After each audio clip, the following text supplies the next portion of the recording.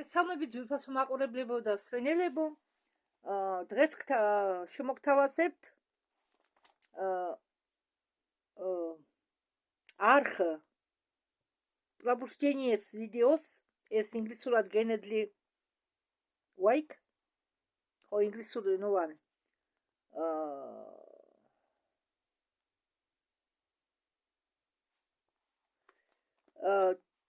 დღევანდელი ვიდეოს თემა ეხება ჩინურ კოსმოსურ პროგრამებს და ასევე რუსული ენოვან ვიდეოს ქვეშ თემა ასე წერია: ჩინეთი საიდუმლო კოსმოსში უცხოპლანეტელები ელეო. ეს ვიდეო ატვირთულია ამარხზე რუსულ ენაზე 21 წლის 26 იანვარს. მას დავიწყოთ. მაიკ სალა, ხო, მინდა გითხრათ, რომ აქ ინსაიდერები თავის ას გამოხატავენ, როგორც სხვა ვიდეოებში. პრავდიტეს სხვა ვიდეოებში. მაიკ სალა ისტორია საიდუმლო კოსმოსური პროგრამებისა ჩინეთში, ანუ ჩინური ისტორია საიდუმლო კოსმოსური პროგრამებისა ადის მეცნიერ ციან თისენისკენ. ხო ვიცი ჩინური გვარი და სახელი რა უცნაურია. ციან თისენისკენ ის ახდენდა ამერიკის საჰაერო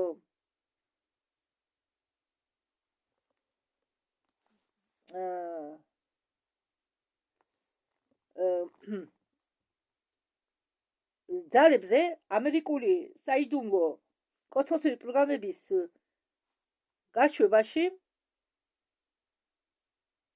ესე იგი მუშაობდა ამერიკის საჰაერო ძალების გასაუმჯობესებაზე.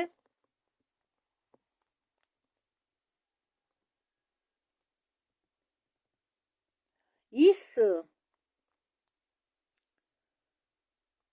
მუშაობდა ნახაზებზე, როდესაც ამერიკის VVS-ი, ესე იგი საჰაერო სამხედრო ძალები. ხო, როდესაც ამერიკის საჰაერო სამხედრო ძალებმა დაიწყო თავიანთი გამოკვლევები 1940-იან წლებში. ხო, მე მინდა ახლა თქვენ დამატებითი ინფორმაცია მოგაწოდოთ. ამერიკა, ველიკობრიტანია, ინგლისი,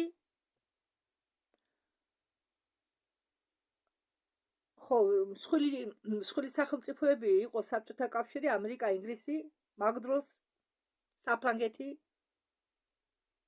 ხო, შემდეგ იტალია მოყვებოდა მაგას. მაგრამ მსხვილი სახელმწიფოები იყო იმ დროს პერიოდში საბჭოთა კავშირი, ინგლისი, საფრანგეთი და ამერიკა. და გერმანელებმა ომამდე დაიწყეს თავიანთი კოსმოსური პროგრამები. იკვლევდა ბევრ რამეს, რაც ეხებოდა კოსმოსს. ტიბეტშიც არის ნამყოფი და იქ რაღაც არტეფაქტი წაართვა მაშინდელი ლიდერს იქაურისა. ტიბეტელები პატივისცემდნენ ეს მონახები, ბუდისტები ვინც იყვნენ კარკავშირში გერმანელებთან და იმ დროს, როდესაც გერმანელებმა წამოიწყეს ეს თავიანთი პროგრამები,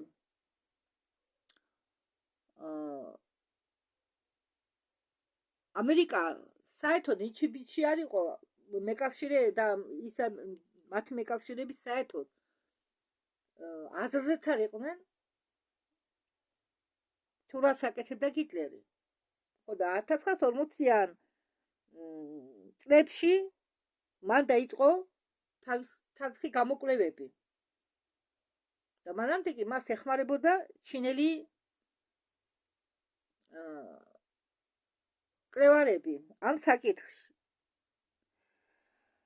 და ის იყო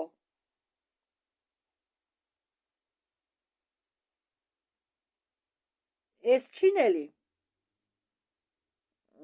ციან თისენი იყო ამ კვლევარების ჯგუფის გუნდის წევრი 1950-იან წლებში მას დეპორტირება გაუკეთდა ჩინეთში ამერიკაში ცხოვრობდა ეს ციან თისენი და მას გაუკეთდა დეპორტირება ჩინეთში 1950-იან წლებში რადგან სიღრმისეული სახელმწიფო ანუ კაბალა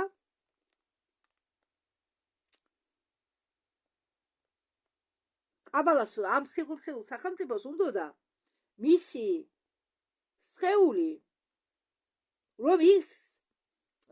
რომ ეს ჩინელი პროფესორი მკვლევარი გამსავდებულიყო იქით მთელი ამ ინფორმაციით რაც გააჩნდა მას იმ დროისთვის ამ ჩინელ კვლევარს კიდევ გავიმეორებ ის სახელდა გვარს ციან თისენს 1955 წელს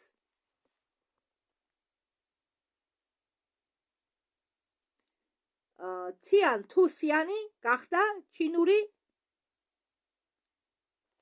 კოსმოსური პროგრამების მამა მოგვიანებით როდესაც სწავლობდა ძველ ჩინურ პაპირუსებს ჩინეთის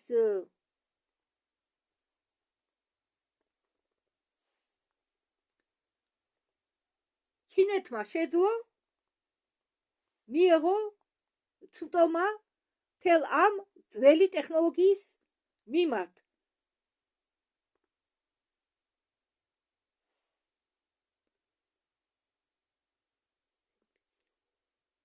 რომელიც იყო დამარხული იქ ჩინეთი შეუდგა უკანა ინჟინერიას ჯერ ერთი მე მინდა ბოდიში მოგიხადოთ რომ ასე ვკითხულობ რადგან მე ნაწერი მაქვს ამის დიდი ხანია გადავთარგმნე ეს ხო და ვერ მოვიცარი იმითიც რომ ეს თქვენთვის მომიწოდებინა და ეს როდესაც მე მასე ვლაპარაკობ აი ამნაირად ესე იგი მე ვკითხულობ ნაწერს და ჯერ სათვალები არა მაქვს გამოცვლილი ექიმთავარ მისასვლელი სპეციალისტთან სპეციალურად ოფთალმოლოგთან რომელიც მე ჩემ თვალისკეს გამოიკვლეს რადგან ის თვალის ექიმი რომელსაც მე დავდივარ უფასო ექიმთან ყოველ სამთვეში იქ არა აქვენ პირობები და არა აქვენ დანადგარები სპეციალური მოწყობილობა რომ ბადურა არ გაუსინჯივარ მაგას მე ჯერ ერთი სათვალე არ გამომიწერა რომ მივედი პირველად და ახლა რომ მივედი მხედველობა არეული მქონდა ადამიანის სახელს ახლოდან ვერ ვაჩვენდი რამდენიმე ნაბიჯზე კიდევ საყვედური მითხარ რატო არ მოდიოდა რაფერ მიცურიყავი არც სათვალე გამომიწერა არც წამლები გამომიწერა იცოდა რომ დიაბეტი მქონდა და კი გამომიწერა მაქექიმა მე სათვალე ცალთვალზე მინუს 17 მაგრამ მე ზუგდიდში ყოფილა სპეციალური კაბინეტი სადაც ხარ ეკამაში არ ჩამითვალოს კი მომიწევს 50 წლის გადახდა მაგრამ უნდა შემოვილო თავზე რა ვქნა და ის კაცი ძირფესიანად რამდენი წელია მე ექიმთან არ ყოფილვას ნორმალურ სპეციალისტთან და ძირფესიანად ვინც გამომიკლეს მე თვალს და იქ პოლიკლინიკაში სადაც მე დავდივარ არა აქვენ ეს მოწყობილობები და ჭიათაწყალში კი არის მაგრამ იქ ფასი მე მიწერილი ვარ პოლიკლინიკას გუბერნიასთან ზუგდიდში გუბერნიასთან პოლიკლინიკაა იმ პოლიკლინიკაში ვარ მიწერილი რადგან ახლოს ცხოვრობ და წითელწყარში რო წავიდე, გამოკვლევაზე არ ვიცი, აქვენ კაბინეტები არა აქვენ და ეს ექიმი ყოფილა სპეციალურად ყურნალობს დიაბეტიკების თვალებს. ხო, ეს განხრავს ამ კაცს და თან ახლა ზეპირად კი ის სათვალე კიდე არ მომიხდა მე. შედარებით უკეთესი იყო. მინუსში დავტოვე, იმიტომ რომ -18 რომ გააკეთა მინა. -18 თვალები საერთოდ ლაქებია. ლაქებს გზნობ თვალებზე გზნობდი, ახლა ცოტა უკეთ ვარ, მაგრამ მე მჭირდება ნორმალური კარგი სათვალეები. კარგი როგორც ძვრიანი კი არა, ძვრიანია დღეს ყველა მინები გაძვრდა, მაგრამ ადრე მე მინის სათვალეს ვიკეთებდი, სულთა მინის და ახლა არ არის მინა, ორგანიკა და ორგანიკას იმდენი გადავიხადე, ვერ შევიგუე იმ ორგანიკას. და ის ჩემი დოლის სათვალებით ორგანიკა ყოფილა, მინა არ ყოფილა და მომატყუეს მინა არისო. და მე ველი ახლა 22-ში უნდა მივიდე შეხვედრაზე, მიღებაზე ექიმთან და აქამდე გავაკეთებდი მე მაგ სათვალეებს, მაგრამ ჯერ უნდა გამოვიკვლიო ფსკერი, ეგეც სულ სხვა ნომერი მჭირდება. კი, ვინც მე უფასო ექიმი მყავს, არ ვამბობ რომ აგი კი გაჩნია ექიმი ცოდნა, მაგრამ იქ არა აქვენ თან ეს ყველაფერი კი იცით რა ჯერი ხდება ეს. იქა პატარა კაბინეტი, სადაც კიდია დაფასოებით და სათვალებს შეგირჩევს. კი, აქვე რაღაც აპარატურა, რომელიც აქვს იმ ექიმსაც აქვს აპარატურა, რომ ზუსტი მინა აურჩიოს პაციენტს, მაგრამ მე მინდა დილფესვიანად გამოვიკვლიო. 50 ლარი რასაკვირველია ჩემთვის ფულია, მაგრამ ხედელობას თუ დავკარგავ, ხო, მიქვეითდება ხედელობა. შაქარი ვერ დავიგდე. მაღალი შაქარი მაქვს. და კარგი რაღაც ეკონომიურად გადავალ, რაღაცას შევჭამშირი არ მოხდები და ჩემ თვალს ხომ უნდა ვუპატრონო, რა ვქნა. ხონა? დაბა ვნახოთ 22-ში რას მეტყვის ექიმი და для დალ, ესე იგი შორი ხედელობისთვის. ხო, ნახოთ, ეგ სიდა სიტუაცია მაინტერესებს, ეგები მან უკეთესი სათვალები გამოწეროს. უფროსურად უკეთესი კი არა, რაღაც მოახერხოს თან ამ ექიმმა მე ატროპინი არ ჩამიწვეთა. ატროპინის გარეშე გამომიწერა სათვალეები, თუმცა ხო, ატროპინის გარეშე.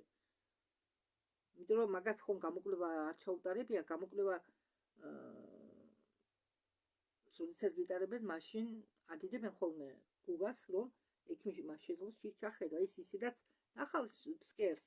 მას აქვს ფიცოლა აპატიტი ხამით და გამიგდა და საუბარ. და რას ვამბობ, ბოდიში მინდა მოგიხადოთ რადგან სათვალები არ მაქვს ისეთი რომ თუმცა ეს ამაში უნდა ვკითხულო, კი ასოებს ხედავ ამ ჩემ ძველ სათვალეებში, მაგრამ მაინც მიჭირს ამოკითხვა. არეული მაქვს. ამიტომ ამას მოყვები მე ახლა დიდ ბოდიში გიხდით. როდესაც ასე ვკითხულობ, ასე ვლაპარაკობ, ესე იგი ვკითხულობ. და როდესაც პირდაპირ თარგმნე რამეს, მაშინ არ ვჭიმავ.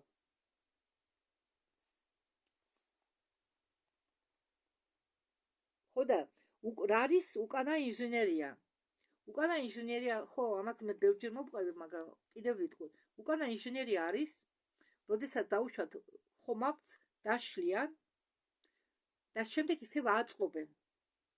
ხო, რომ შეისწავლონ თუ როგორ ხომალდი აწყობილი, იმას შლიან. უკანა ინჟინერია ქვია ამას. ამ მაგალითად ახლა მანქანას როდესაც არემონტებენ, რა შვებიან? მანქანას შლიან, ხო? ძირფესვიანად შლიან, შემდეგ მოძებნიან რაღაც ნაწილს, რომელიც არ ვარგა, მე ისევ აწყობენ. ხომ ასე ხდება? აი ეს არის უკანა ინჟინერია. უკანა ინჟინერია. და ჩინეთმა შექმნა ძალიან ბევრი რამ საიდუმლო ობიექტებზე, მიწის ქვეშ. აგრეთვე კოსმოსში. და ახლა რაკეტების გარდა ჩინეთს აქვს კოსმოსში ბევრი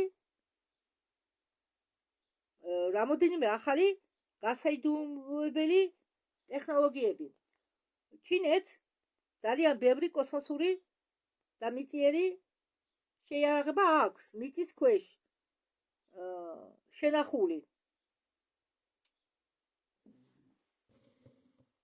მოშორებულ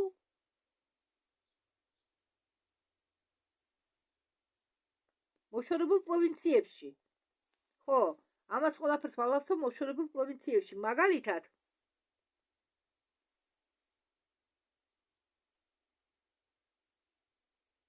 შიდა მონღოლეთში იყო აშენებული უამრავი მიწისქვეშა შენობები და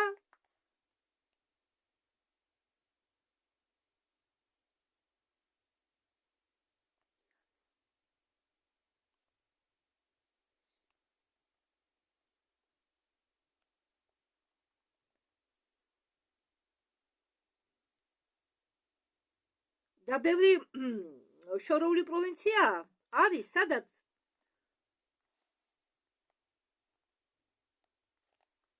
შენახულია ობიექტებში. აგრეთვე იქ არის ობიექტები მიმართული ენერგეტიკულ შეიარაღებაზე, რომელიც დამიზნულია კოსმოსისაკენ. მათ შეუძლიათ დამიზნება თანამგზავრებზე და თვითმფრინავებზე. სინძიანის გვერდით არის პროვინცია განძუნ, სადაც იყო შექმნილი ჩინური კოსმოსური პროგრამა ციან-თუსი სენით. ხო, ამ ციან-თუსი სენით იყო შექმნილი კოსმოსური პროგრამა ანალოგი ბაზა 51-ისა. ეს ბაზაა განლაგებული ამერიკაში, ბაზა 51. ეს უზარმაზარი ობიექტი აშენებულია პროვინცია ისინგან-სუში. ეს დიახ, ამ პროვინციის დასახელებაა ისინგან-სუში. იქ მიწის ქვეშ ნაგებობებში ჩინეთი ქმნის და ამუშავებს თავის საიდუმლო კოსმოსურ პროგრამებს, რომელიც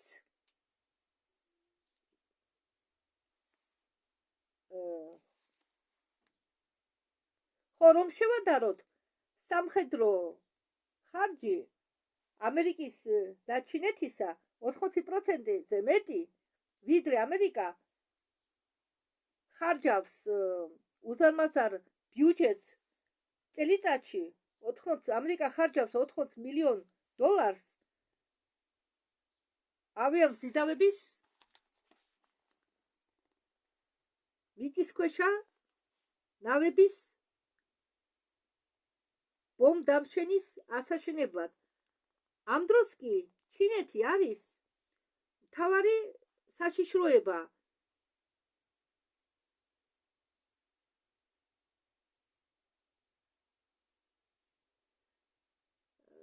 იყენებენ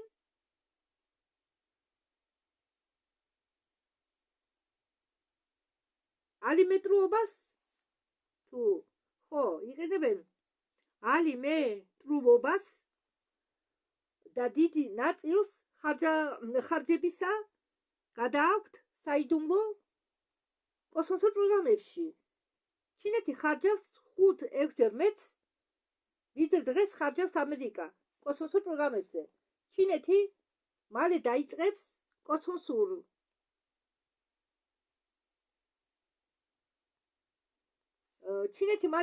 კოსმოსის გაკონტროლებას და პლანეტის მართვას. ამის საშიშროება არის.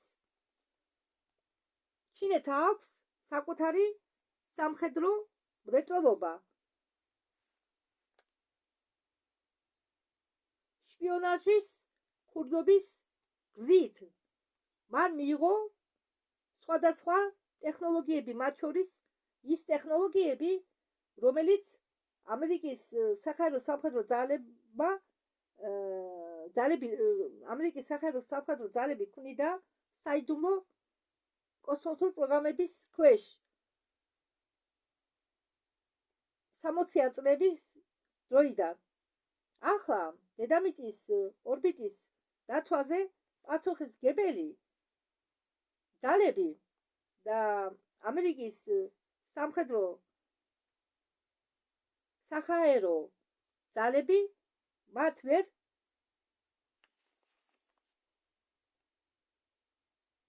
დაეხმარებიან. ჩინეთს არ აქვს პროგრამები ამერიკის სამხედრო საჰაერო ძალების, რადგან ფლოტმა არ დაუშვა მათთან სამხედრო სადროულო ძალების და ЦРУ-ს ჩინეთმა და რუსეთმა კოსმოსში წამოიწყეს პროგრამა თანამგზავრების კვლელებისა და სხვა თანამგზავრებისა. ამერიკელები იყენებენ GPS თავიანთი თანამგზავრების სამართავად. მათ აქვთ თავიანთი თანამგზავრების იმედი. ტექნოლოგიური შპიონაჟის დახმარებით ჩინეთმა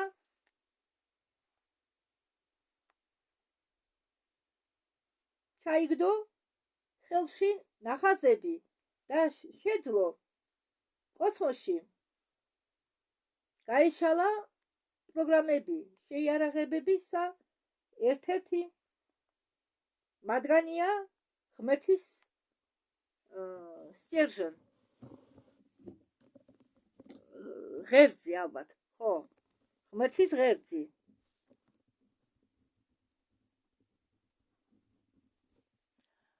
დევიდ ახლა ხო მოიცადეთ, სანამ დევიდ უკზე გადავალთ, მინდა გითხრათ, რომ ეს იყო 2021 წელი.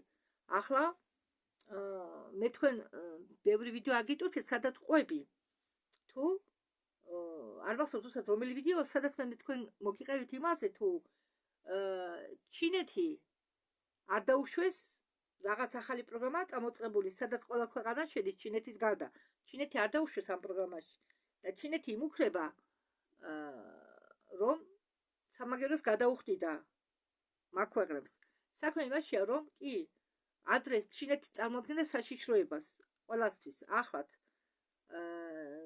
კი ეშინიათ ცოტა, მაგრამ ახლა ჩინეთზე ამბობენ, რომ მაგი იმდენ ფულს ხარჯავს კოსმოსურ პროგრამებში, რომ მალე დაღარიბდება. ეკონომიკური კრიზისი დაემართება მის ქვეყანას და სინამდვილეში ახლა თუ ადრე სიხმსეული სახელმწიფო მართავდა ამერიკას, ახლა ყველაფერი შეიცვალა. ახლა სიხმსეული სახელმწიფო მხარს უჭერს ჩინეთს. დიახ. და თუ იმას გავითვალისწინეთ, რომ ახლა სიხმსეული მთავრობას ცოტა დრო აქვს დარჩენილი, უფრო არ უნდათ უბრალოდ მისი გაღიზიანება, რომ არ წამოიწყოს მესამე მსოფლიო ომი, რადგან ახლა რაც კი არეულობები ხდება ევროპაში, ეს ყველაფერი არის საიდუმლო სიხმსეული სახელმწიფოს, ანუ კაბალას თავი. დიახ, ამ არეულობებს ქმნის ის. და ამიტომ ცოტა უცხოდებიან და ჩინეთი არ დაუშვეს ამ პროგრამებისკენ. რაღაც ხო, ახლა რაღაც ახალი პროგრამაა, სადაც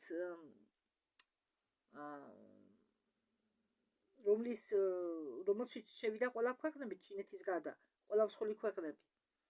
ხო, ახლა კი დევიდ უოლკოს მოვუსმინოთ. დევიდ უოლკი ამბობს, შედევები ამ იარაღის დახმარებით დემონსტრაცია გაუკეთეს ფილმის მეორე ნაწილში კობრას ნახტომში. ბრასო კობრი. ხო, ეს კინო ასეთი. ეს ღმერთის ღერძი არის იარაღი, ღმერთის ღერძი არის ვოლფრამის, ხო, ეს იარაღი შეიცავს ვოლფრამის სტერნებს, ესე იგი სტოლბებს, ვოლფრამის სტოლბებს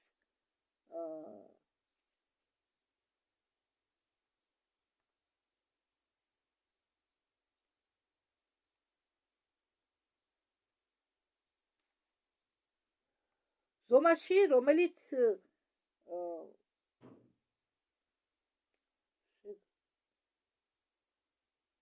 შეუძლია მიწაზე დაყაროს ეს სტოლბები, ეს ვოლფრამის სტოლბები იყრება მიწაზე. მიდის პირდაპირ ვერტიკალურად მიდის პირდაპირ ქვევით, ზევიდან ყრიან ცვივა, უბრალოდ ხო დაყრიან ზევიდან ეს ცვივა, მიდის ვერტიკალურად ეს სტოლბები, წვრილი სტოლბები ქვევით და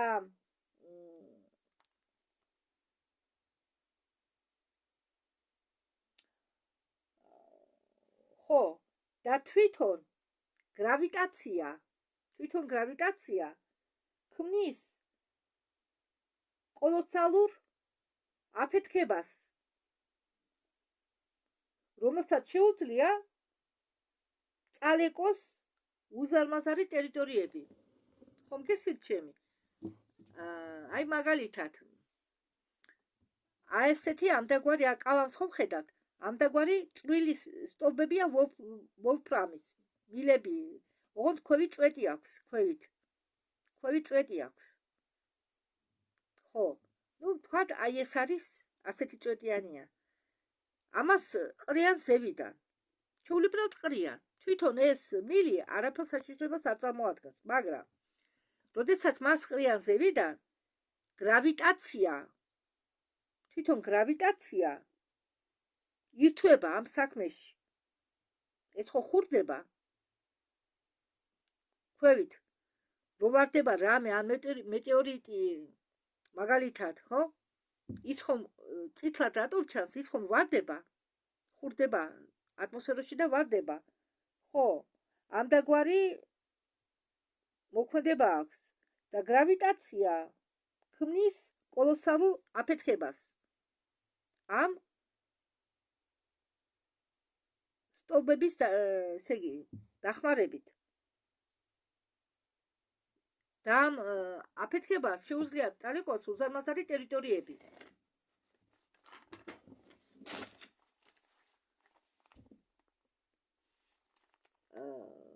ჩინეთი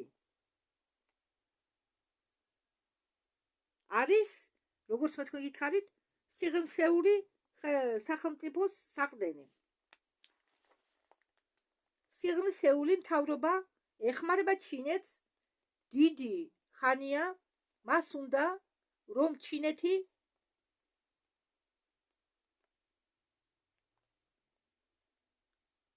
განვითარდეს ტექნოლოგიურად და სამხედრო მიმართულებითაც. კაბალას უნდა ჩინეთი გახდეს მისი დაცვა, რადგან მათ მოსწონთ ტოტალური სისტემები. მათ მოსწონთ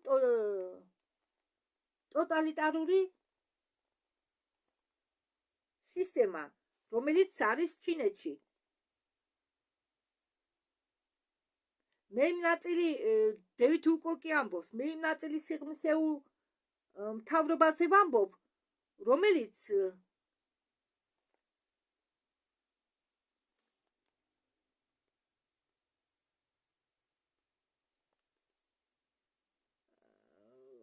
ხო, მე იმ სიღრმისეულ მთავრობის ნაწილზე ვამბობო, რომელიც არ არისო მთავრობაზე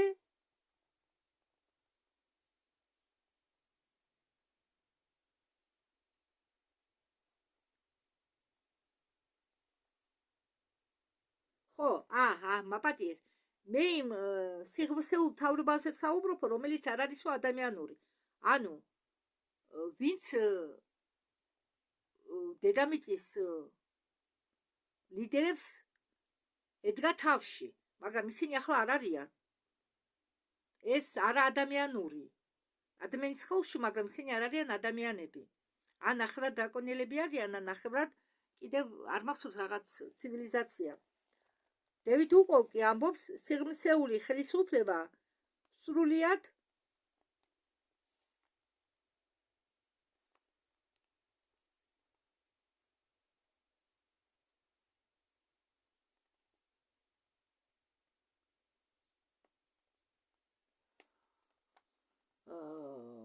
ჩინეთის ხარესა და ცდილობს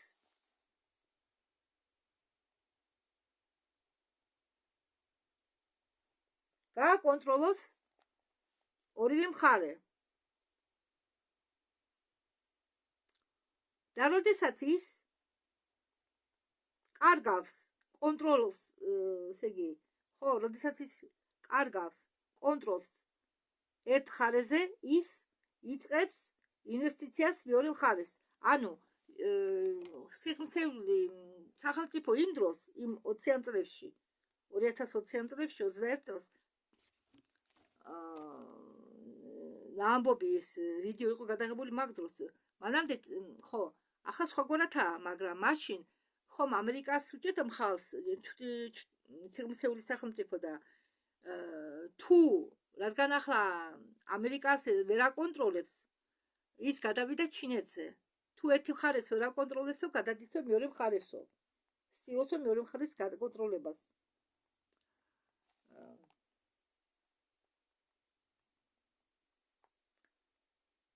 თქვენ გონიათ ეს ჩინეთია?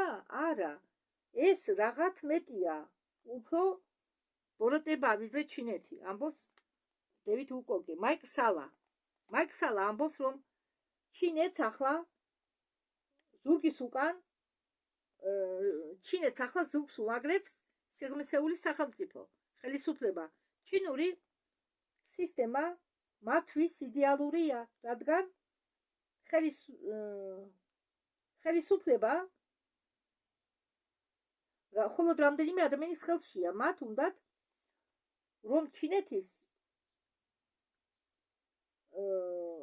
რომ ჩინელი სამხედროელები გახდნენ ახალ გეგემონად და შეცვალონ ამერიკის შემდეგ შეცვალონ ამერიკელები. შემდეგ საბოლოოდ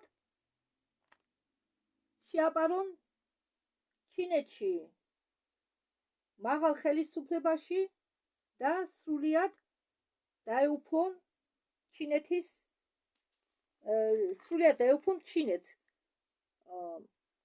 ტრამპს ჰქონდა მკაცრი აზრი ჩინეთის მიმართ. ჩინეთი შეიძლება გახდეს აგრესიული სახელმწიფო და დაიპყროს სხვა ქვეყნები. ხო, მინდა დავამშვიდოთ. კი, ახლა ამჟამად რასაკვირველია ჩინეთს ეხმარება სიღრმისეული სახელმწიფოს ნარჩენი, მაგრამ ჩინეთს ებრძვია. ამ ნოტაზე დავასრულოთ დღევანდელი არა ეს ვიდეო და შემდეგ მე თქვენ გეტყვით შემდეგი ვიდეო ავტორთავ, როდესაც ეს ვიდეო აიტვირთება, მონობა კოსმოსში. არხ პრაბუჯდენიე თემა იქნება შემდეგი ვიდეოსი, მონობა კოსმოსში. არა, ეს აუცილებლად უნდა ავტვირთოთ და მაგვიანად ის კი რა ატვირთვა. კარგი, დროებით.